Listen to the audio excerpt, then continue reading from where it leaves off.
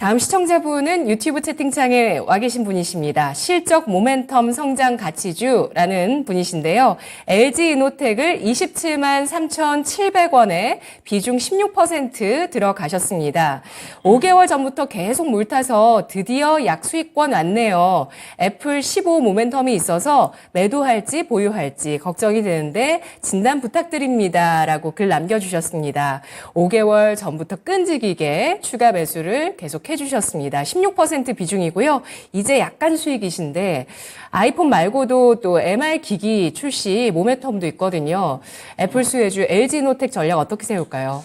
예, 일단 지난 주말에 발표된 애플 효과를 또 톡톡히 좀 받은 것 같고요. 예, 받은 것 같은데 일단은 애플의 실적을 뜯어보면 전반적으로 지역별로 따지면 중국이라든가 유럽이라든가 북미 시장을 중심으로 해서는 감소를 했거든요. 근데 실적이 좋아지는 지역이 인도였거든요. 인도를 중심으로 한 아시아 태평양 지역 쪽의 매출 증가 부분 자체가 전반적으로 실적 부진을 다른 여타 지역의 부진을 만회를 하면서 애플이 시장 예상치를 상회하는 실적이 좀 나왔는데, 근데 이제 LG 이노텍이 만약에 제가 실적이 발표가 안 된 상태에서 애플이 좋게 발표됐으면 그때 긍정적인 기대감을 가지고 주가가 올라갈 수가 있는 건데 LG 이노텍 이미 실적 발표를 했거든요.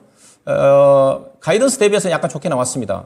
아마 가이던스가 아마 1,200억 정도 좀 되는데 1,400억 정도 좀 나왔으니까 상당히 양호하게 나왔어요. 근데 문제는 뭐냐면 애플의 실적을 뜯어보면 작년 대비해서 매출액은 약 전체적으로 아마 작년 1분기 대비해서 2%에서 3% 정도 좀 감소를 했을 겁니다.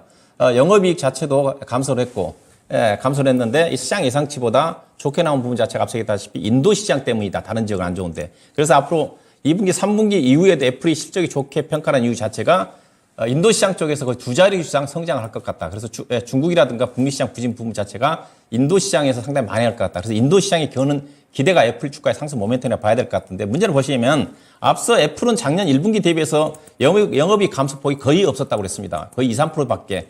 근데 LG이노텍이 작년도 1분기 때 영업이익이 3,600억이었거든요. 근데 이번에 1분기 때 LG이노텍 영업이익은 1,400억밖에 안 됩니다. 차이가 많이 나죠. 정상적으로 애플 효과를 그대로 받았었으면 작년도 애플 실적에 거의 근접하는 3,600억 정도 LG이노텍 영업이익이 났으면 3,000억이라든가 나야지 LG이노텍도 혜택을 받을 수가 있는 건데 거의 애플의 실적 자체는 거의 변동 없는데 LG이노텍은 작년 1분기 대비해서 거의 반토막 이상 떨어졌다는 겁니다. 네. 그래서 그 예치 자체가 낮을 수밖에 없어요. 낮을 수밖에 없다고 봐야 될 것 같고 다만 이제 LG이노텍 같은 게 앞서 얘기했다시피 애플도 2분기 때 실적 전망치를 괜찮게 얘기를 했거든요. 팀쿡이요. 근데 LG이노텍은 2분기 때 적자입니다. 2분기 때 적자를 예상을 하고 있거든요. 결국 LG이노텍 주가 자체는 이제 3분기, 4분기 때 집중이 좀 되는 거니까 그래서 애플 실적이 좋게 나온 부분 자체가 상당히 긍정적인 부분이지만은 그 효과 자체는 반감될 수밖에 없다. 그런 관점에서 보셔야 좀 될 것 같고요. 그래서 오늘 효과가 좀 반영이 좀 된 거고, 그래서 2분기 때 적자까지 감안한다 한다면 주가가 바로 애플이 내년 지금 신고가거든요. 지금 거의 신고가 근처에서 애플이 종가상으로 175달러 정도가 아마 신고가인데 지금 174달러 되니까 그 신고가인데 LG이노텍은 보시면 지금 신고가가 얼마였습니까? 41만 원대에서 지금 27만 원이니까 많이 떨어져 있죠. 그 영향이라고 좀 봐야 될 것 같아요.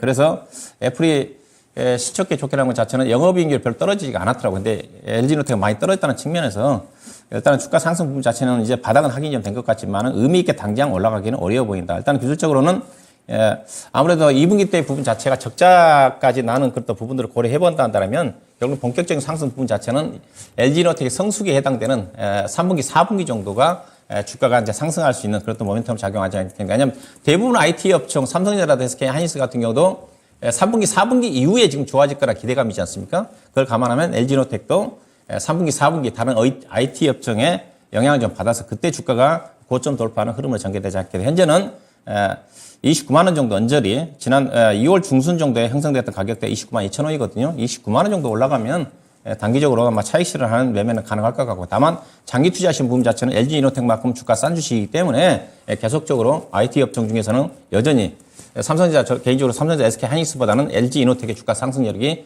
훨씬 높지 않겠는가. 중장기적으로 접근하신 분들은 연말까지 35만 원 이상까지 가져가도 더 되지 않겠는가. 그렇게 좀 말씀 좀 드리도록 하겠습니다.